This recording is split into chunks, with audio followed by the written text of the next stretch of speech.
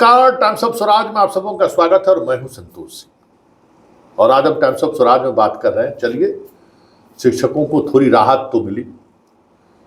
समय को लेकर जो बातें चल रही थी उसको लेकर जो नया नोटिफिकेशन जारी हुआ है उससे थोड़ी राहत तो हमें मिलती हुई दिख रही है। वैसे कई शिक्षकों ने व्हाट्सएप पर मैसेज किया कि भाई इसमें तो कोई बदलाव दिख ही नहीं रहा, ये तो परेशानी का सबब है। तो सवाल यह है कि बहाना अगर ढूंढिएगा तो उसका कोई इलाज है? आप ही के कहने पर हम पूछ दिए कि भाई टिफिन काहे नहीं दिए, तो बोले कि अगर टिफिन देते तो 1:30 बजे तक स्कूल चलाना पड़ता। मिशन दक्ष क्लास चलेगा ही चलेगा। तो भाई आपको अगर 15 मिनट को गैप चाहिए, बड़ा पढ़ाने वाले आप लोग कितना है, पब्लिक से बेहतर, हमसे बेहतर कौन जानता है। अरे भाई वैसे ही जो है सो क्लास में इधर उधर जाने से थोड़े 6:30 बजे का राहत मिला ना भाई। ये राहत कम बड़ी राहत है, इसको आप राहत नहीं मानते हैं। इसका मतलब है कि अभी भी आपका वही सोच है कि भाई जब मन हो तब आए या जब मन हो तब चले जाए। यही हुआ ना। लेकिन मेरा मानना है कि शिक्षकों को ये राहत है, और ये राहत इसलिए महत्वपूर्ण है कि जिस स्तर पर ये फैसला हुआ है वो फैसला यह जताने के लिए काफ़ी है कि के पाठक की वापसी की बात अब लगता है खत्म हो चुकी है। मतलब अब के पाठक की वापसी की संभावनाएं लगभग खत्म हो चुकी है। चलिए आनंद पुष्कर जी से बात करते हैं। आनंद पुष्कर जी काफ़ी मेहनत किए इस पर, कल से लगातार, मतलब पिछले कई दिनों से लगे हुए थे। आनंद पुष्कर जी क्या मानते हैं? वैसे शिक्षकों ने जो प्रतिक्रिया दी है वो अभी भी कह रहे हैं कि कोई राहत नहीं है। तब अब बताइए क्या किया जाए? स्कूल बंद कर दिया जाए तब आपको राहत महसूस होगा? ये बताइए। टिफिन नहीं दिया गया, 5 मिनट 10 लगातार 9 घंटी कर दिया गया। अरे भाई कितना लगातार 9 घंटी कैसे पढ़ाया जाता है? पढ़ाना आपको है ना। ये राहत मिला ना कि भाई 7 बजे से पहले नहीं पहुंचेगा आपको जांच करने के लिए, कि 7 बजे भी नहीं जाए पहुंचने के लिए। यही ये तो आप तय कीजिएगा ना। तो इसलिए जो राहत है वो वाकई में राहत है। इस पर भी आपको लगता है कि ये राहत नहीं है तो फिर तो भगवान मालिक है। क्योंकि इतना तय मानिए कि एस सिद्धार्थ को लेकर जो नज़रिया शिक्षकों के अंदर शिक्षक नेता बना रहे हैं, फिर आप लोग गच्चा खाइएगा। एस सिद्धार्थ व्यवहार कुशल जरूर है, लेकिन निर्णय लेने में पाठक से भी हार्ड हिटेड शॉट मारते हैं ये। अगर ये दिमाग में सेट बैठ गया कि इसके बावजूद भी शिक्षक बहाना ढूंढ रहे हैं तो फिर ठीक है, पाठक का ही राज चलेगा। क्या दिक्कत, सरकार को क्या दिक्कत है? चलिए जरा सुनिए आनंद पुष्कर जी क्या कहते हैं। पुष्कर जी बधाई हो आपको, एक लंबी लड़ाई आपने लड़ी के पाठक के दौर से है, और चलिए बहुत बड़ी कामयाबी हासिल हुई है। कल आप मुलाकात की थी अपर मुख्य सचिव एस सिद्धार्थ से। हालांकि एस सिद्धार्थ से आप पहले भी मिलते रहे हैं, और शिक्षा को लेकर जो कुछ भी के पत्राचार के बाद जो भी एक्शन होता रहा है उसके साक्षी तो मैं खुद हूँ। लेकिन ये बड़ी राहत है शिक्षकों को। क्या वो राहत है? देखिए, सबसे बड़ी बात है संतोष जी की लगातार 1-1.5 वर्षों से आप शिक्षा की व्यवस्था को देख रहे हैं और शिक्षकों के तमाम सवालों को भी आप उठाते रहे हैं।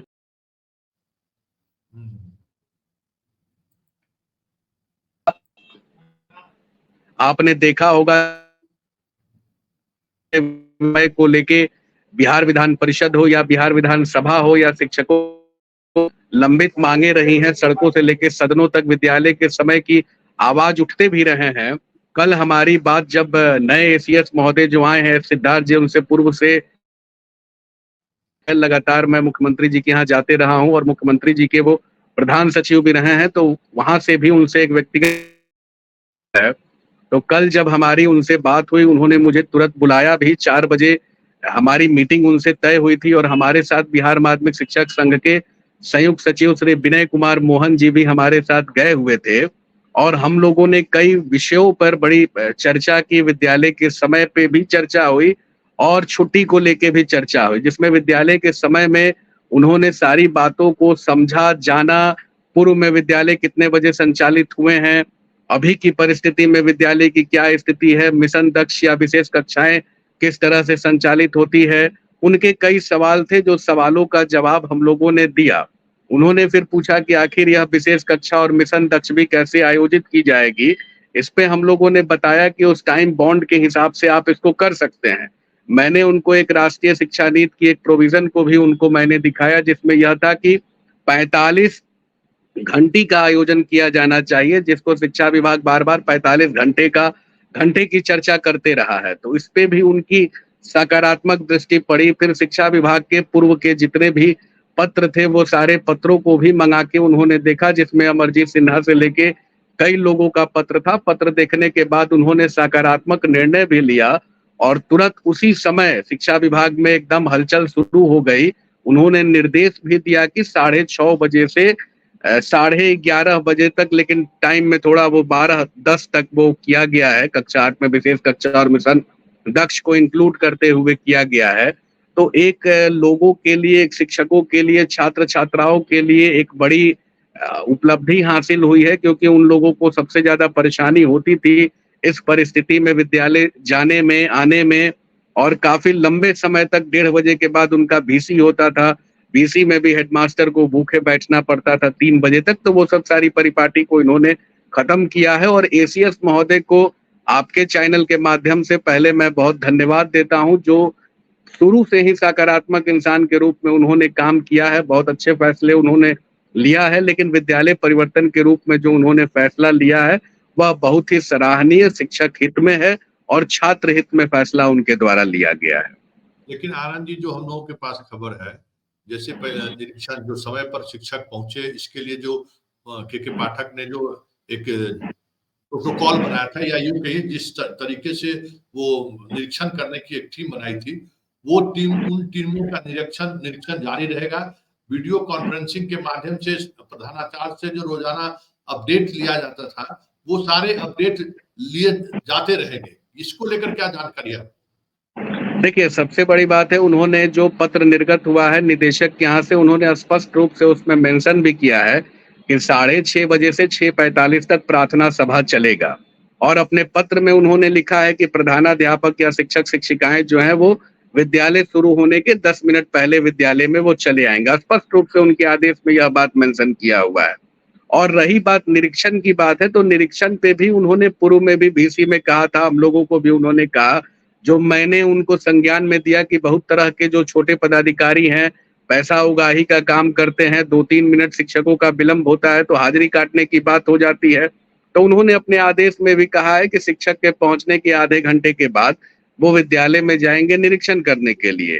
तो मान लीजिए कि वो उनका जो समय का निर्धारण किया जा रहा है वो 7 बजे जाएंगे और विद्यालय छूटने के 11:30 बजे के आसपास में वो लोग निरीक्षण करके अपना जाएंगे। अभी तक की जो उनकी जो सिद्धार्थ जी की जो अपर मुख्य सचिव की जो सोच रही है, इसी सोच के हिसाब से उन्होंने काम भी शुरू किया है। तो यही परिपाटी इसमें डेवलप की जाएगी। निरीक्षण का कार्य भी अपना जो है, जो तुरंत पहुंचते थे या समय के पहले पहुंच, तो अब जो विभाग के अधिकारी हैं उनकी मोनोपोली कहीं चलने वाली नहीं है। किसी बड़ी बंदर उगाही की काम इसमें नहीं चलने वाली है। दूसरी बात मैं बता देना चाहता हूं संतोष जी, अन्य विषयों पे भी हमारी चर्चा उनसे हुई है। छुट्टी वाली जो शिक्षकों की सूची रही है उसमें हम लोगों ने ईएल की भी मांग को किया था, तो ईएल पे भी उनकी सहमति बनी है, वो भी पत्र कुछ दिन में निकल जाएगी। प्रोन्नति वाला भी जो विषय था, प्रोन्नति वाले विषय पे भी हमारी बात हुई है, वो भी पत्र उनका निकल जाएगा। सक्षमता वाले परिस्थिति में भी उनका ध्यान मैंने आकृष्ट कराया था, इसलिए कि आपके चैनल पे एक खबर भी मैंने उस समय दी थी और आपने इस खबर को प्रकाशित किया था जब 30 जनवरी को बिहार के माननीय मुख्यमंत्री महोदय से जब मिल के आया था, तो मैंने माननीय मुख्यमंत्री महोदय से यह अवगत भी कराया था कि 1995-96 की स्थिति उत्पन्न हो जाएगी जब सारे शिक्षकों को जिला से इधर उधर कर दिया जाएगा। तो उस समय भी माननीय मुख्यमंत्री महोदय ने, मुख्यमंत्री के प्रधान सचिव सिद्धार्थ जी हैं, उनको ही उन्होंने कहा था कि आप शिक्षा विभाग में बात कीजिए और इधर इधर शिक्षकों को जो कर रहा है वो गड़बड़ कर रहा है। तो आपको ज्ञात भी होगा कि 80 से 90% शिक्षकों को पहला जिला मिल चुका है। मैंने बस यह बात उनके संज्ञान में लाया कि आपके ही कहने पे उनको पहला जिला मिला है, तो जब यह पोस्टिंग की बात हो रही है तो पोस्टिंग में भी ध्यान दिया जाए कि शिक्षकों को ऐच्छिक चॉइस विद्यालय ले लिया जाए। अगर जो शिक्षक जहां रहना चाहते हैं वहां उनको रहने दीजिए। जो शिक्षक अगर जाना चाहते हैं, अगर उनका अब जिला तो फिर बदल वही गया है, पहले जिला आनंद के जी, चॉइस में उनका आ गया है, आनंद जी उनसे कम फिर से तो कम वही 2-3 विद्यालय का विकल्प ले लीजिए। जी। आनंद जी फिर तो वही चीज हो जाएगा जो शिक्षक जिसके कारण उनके खिलाफ माहौल बना कि पढ़ाते नहीं है शिक्षक, समय पर जाते नहीं है, आप नेतागिरी जी। कीजिएगा ऐसे, तब तो फिर वही रसातल में चल जाएगा बिहार की शिक्षा व्यवस्था। नहीं, शिक्षक तो पूर्व से भी पढ़ाते रहे हैं, अभी भी शिक्षक पढ़ाते हैं, ऐसा नहीं है। थोड़ा पाठक जी की जो मोनोपोली जो चली, तो उनकी जो डंडा चल रही थी, तो वो ऐसा कड़ाई कर रहा था, बताइए 6 बजे कह रहे थे कि विद्यालय हाजिर होइए। खाली पेट बच्चे जा रहे हैं, शिक्षक 6 बजे जा रहे हैं, 3 बजे वहां से बच्चे भी लौट रहे हैं, शिक्षक भी लौट रहे हैं।